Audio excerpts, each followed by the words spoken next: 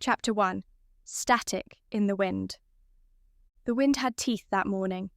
It bit through the gaps in the scrapyard fences, stirred up grit, and rattled a rusted sign that once read, Miller and Sons Auto Salvage.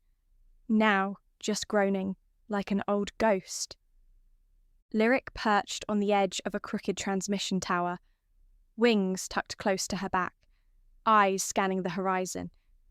She hated mornings, especially this kind, grey, restless, and full of that hum.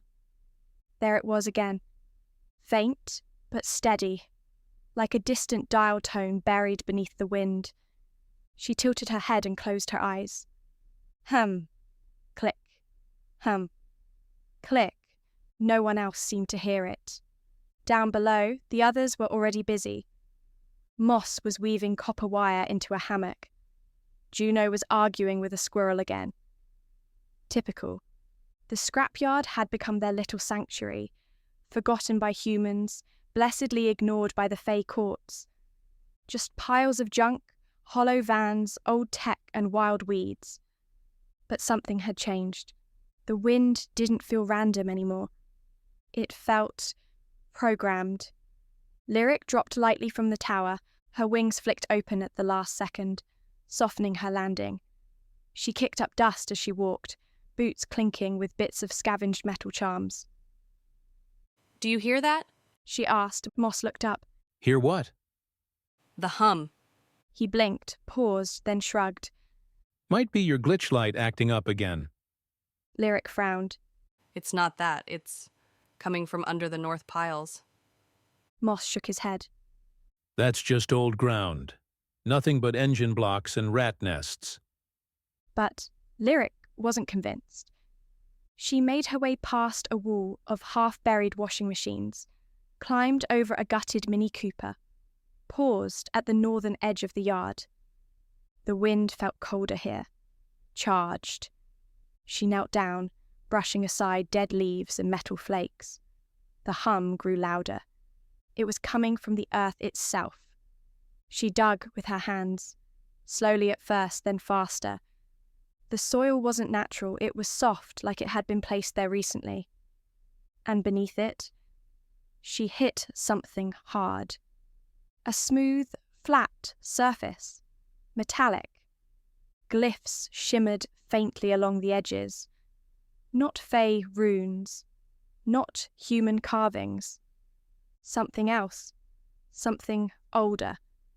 A low thrum vibrated through her fingertips. She jerked her hand back.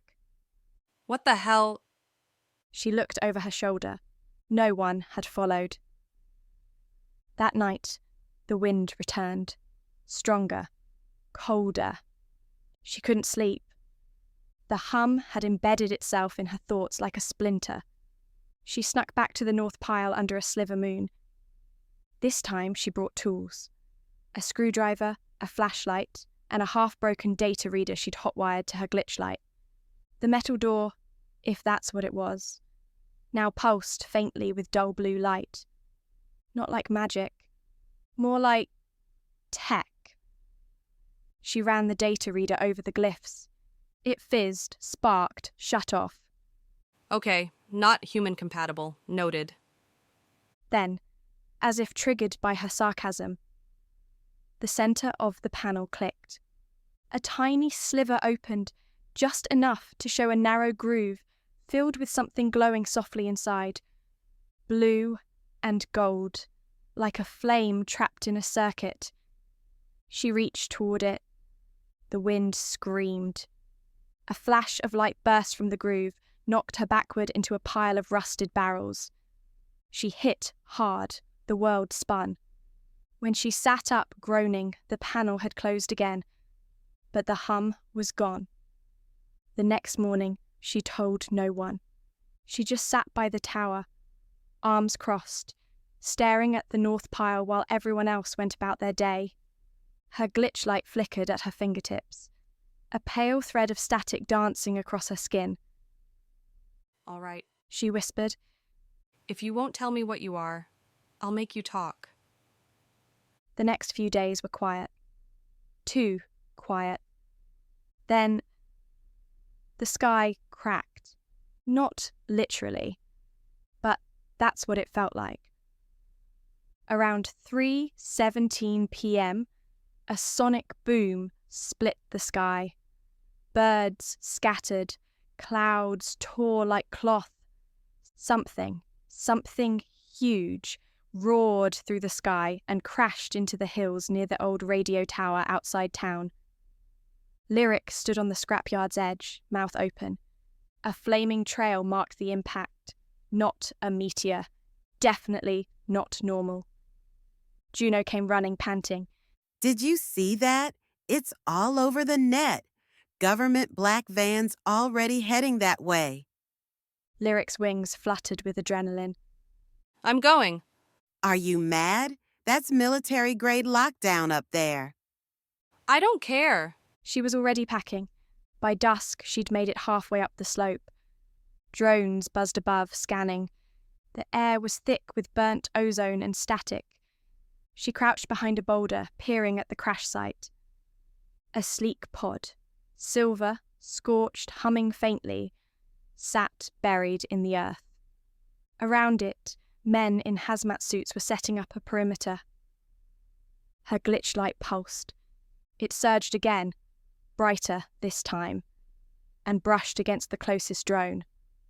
The drone stopped midair, lights blinking rapidly. Then it turned slowly toward her. Shit. She bolted downhill as the drone pursued, not fast but deliberate, like it was studying her. Then, suddenly, it shut off. Dead. Lyric crouched behind a tree, panting. Her hands were still glowing. Back in the scrapyard, she ran diagnostics on herself.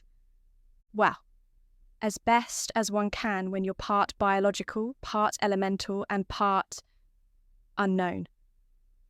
She didn't remember her parents. No one did.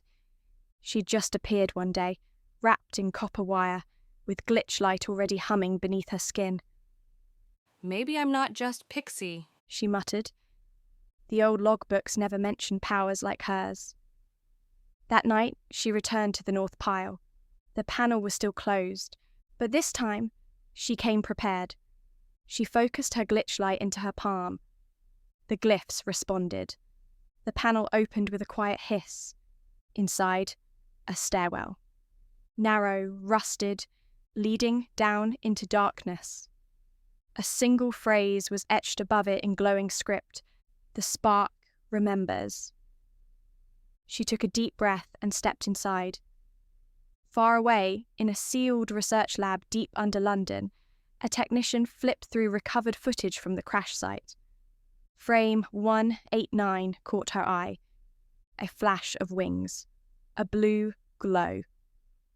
Hey! She called. You seeing this? We had what is that? A bird? Another tech leaned in, frowned. Enhance that frame. Zoom. Freeze. Not a bird. Not a drone. Something else. The technician narrowed her eyes. That's wings and arms. And is that circuitry on her skin? They looked at each other. No one said the word, but they were both thinking it. Faye, and possibly something worse. Thank you for listening to Ashes of the Forgotten Spark. If you enjoyed this chapter, please like, share, and subscribe to our channel for more original fantasy audiobooks. New episodes released weekly. See you in the next one.